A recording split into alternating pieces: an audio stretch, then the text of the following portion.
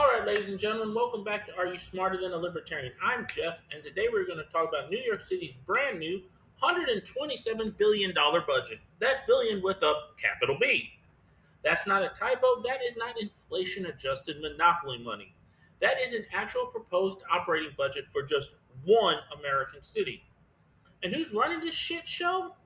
The brand new mayor of New York, Zohran Mamdani, Democrat socialist, and he took office in January 1st. He beat Andrew Cuomo in the primary and inherited what he called a historical fiscal crisis. And folks, this is going to be fun because depending on who you ask and what side of the aisle you're on, this budget is either a moral stand for working families, a pragmatic opening negotiation tactic, or a fiscal version of lighting the city on fire and asking billionaires to spit on it to put out the fire. Now, before we go any further, if you like breaking down big political spin with actual numbers and zero fluff, hit subscribe right now because we do this every single day. And I promise you, no one is walking through 127 billion like this anywhere else. Now, let's break it down. The $12 billion crisis. So here's the setup.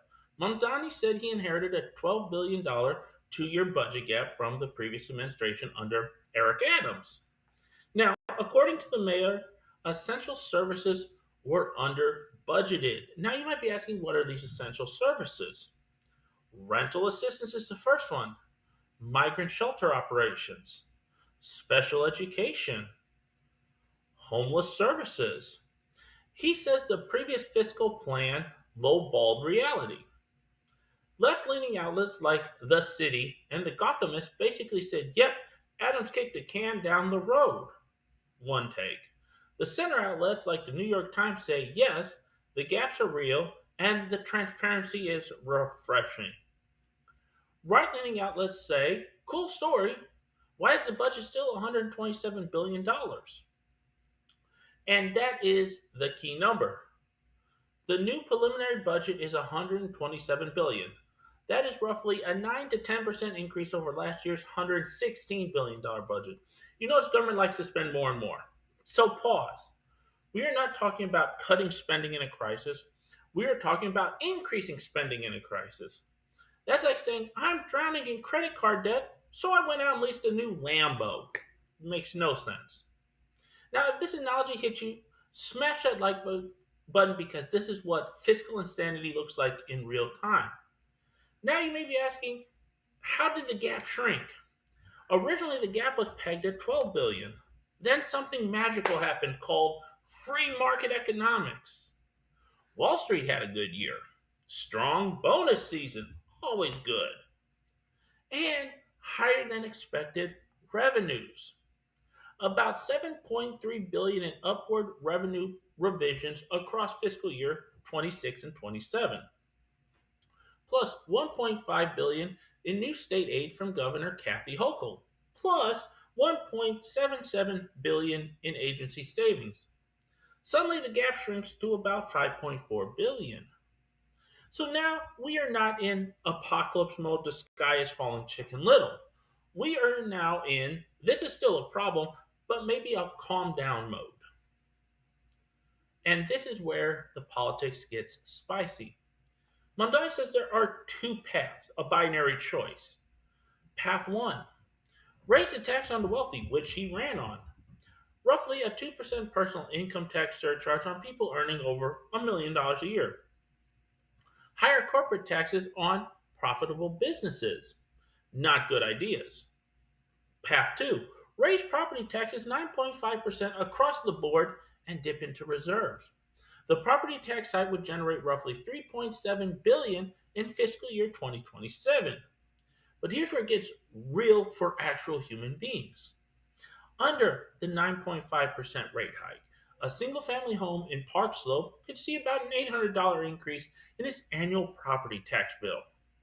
A condo on the Upper West Side could see a roughly $1,400 increase.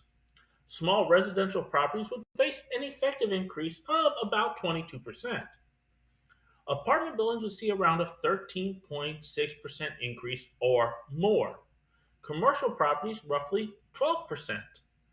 That is not abstract.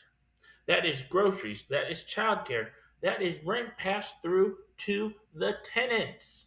And for commercial, it gets passed to the tenants, it gets passed on to the consumer. And now we get into the reserves. The administration also proposes drawing down 980 million from the rainy day fund in fiscal year 2026, 229 million from the Retiree Health Benefit Trust in 2027. So let's be clear. We are talking about raising taxes, raising property tax, dipping into long-term savings, or a combination of all three. He called the property tax option a last resort. He basically says if Albany doesn't let me tax millionaires, then the homeowners get it. Yeah, real progressive there, buddy. And that, my friends, is when everyone lost their shit. Now let's start with the left wing response. Left leaning coverage says, finally, someone willing to tax the rich. And their argument is the property tax system is already broken. It is. It disproportionately burdens multifamily homes and minority homeowners. True, Chicago's doing the same thing. A blanket hike would be regressive. They support the millionaire surcharge as more equitable. They praise the spending priorities. Listen to these. 554 million plus for class size reductions, full funding for summer rising, 100 million for snow removal, mental health outreach, food programs. Yeah, these all sound good. Oh, and here's this one. 662 million for affordable housing capital after you're raising property taxes. Brilliant. To the left, this is a moral document. It protects working class New Yorkers. It invests in equality. They are less enthusiastic about draining reserves, but they see it as preferable to slashing services. Brilliant. Now we get the center response. These are the people in the middle that aren't quite sure. The center says, okay, slow down, Skippy. Comptroller Mark Levine praises the transparency, but he also says property tax hikes are a non starter. Even Hochul says she doesn't think a property tax increase is necessary.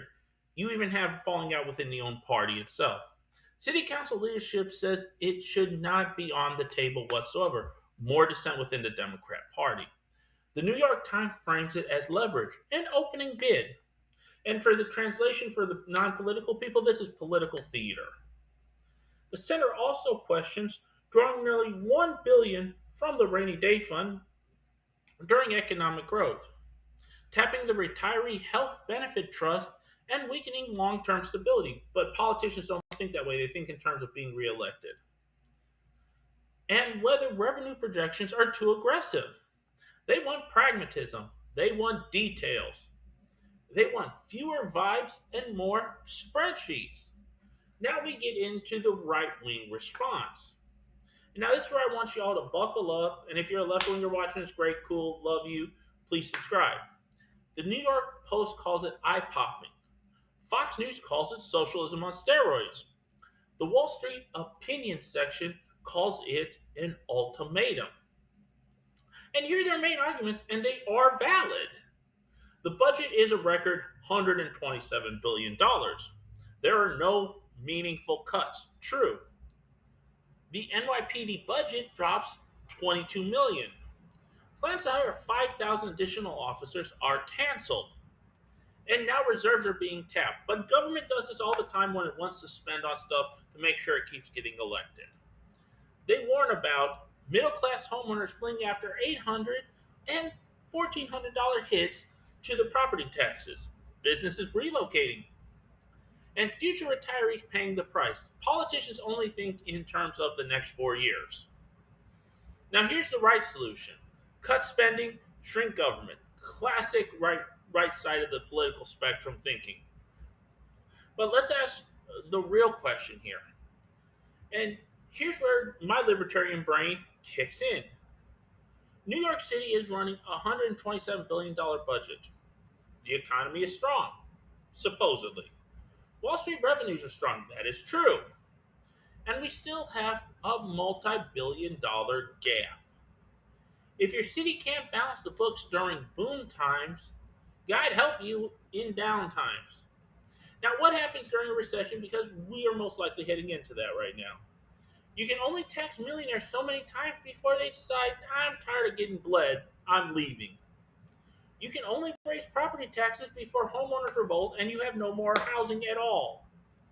You can only drain the rainy day funds before it starts to become a deluge. So let me ask you something, and I ask this all the time when it comes to budgets. Is the problem revenue or is the problem spending? Drop a comment below and tell me which path you think makes sense. Tax the wealthy, cut spending, or reform everything. I read all comments and the best arguments get featured in future episodes. Now, what is the most likely outcome of this? Now, here's my prediction.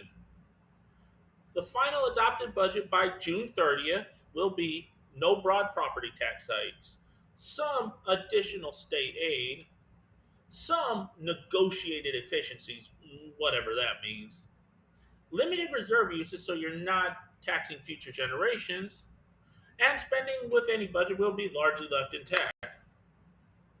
Because New York politics is about maintaining the Tammany Hall machine, not shrinking it. No politician ever wants to shrink the budget because it's against their own interests. WIIFM. Final thought about this. This isn't just about New York. It's about a philosophy. If one city needs 127 billion to function, dips into reserves during growth, and threaten homeowners with four-figure tax hikes to close gaps, what does that tell you about the trajectory of government everywhere? Budgets are math. That at the end of the day, and math does not care about your ideology, it does not care about your feelings. Now, if you made this far, please share the episode with someone who you thinks budgets magically balance themselves. Text it to them, post it, put it in a group chat because these numbers matter. I am Jeff. This is Are You Smarter Than a Libertarian? I will see you next Monday. And as always, stay free, stay informed, and stay accountable. Have a good week.